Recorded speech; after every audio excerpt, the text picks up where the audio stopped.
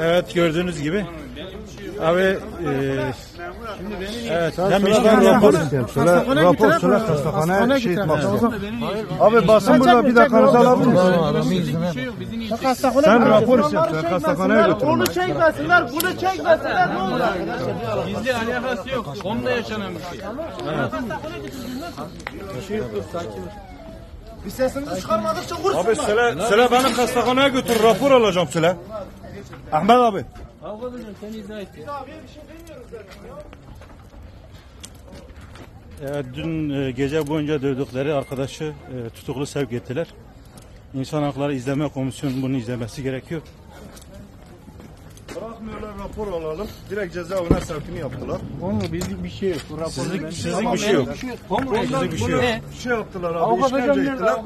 Dünden beri de bırakmıyorlar ki götürelim rapor alalım. Koluna dikkat et hocam.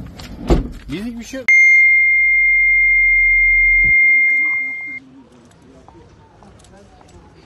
Bırakmıyorlar, rapor alalım. Direkt cezaevine sevkini yaptılar. Onunla bizlik bir şey yok. Bu Sizlik bir şey yok abi zaten. Bir şey yok. Ondan bunu şey yaptılar abi, Avukat işkence hocam nerede? ettiler. Avukat hocama sorun Dünden beri de zaten. bırakmıyorlar ki götürelim rapor alalım. Doktoru da...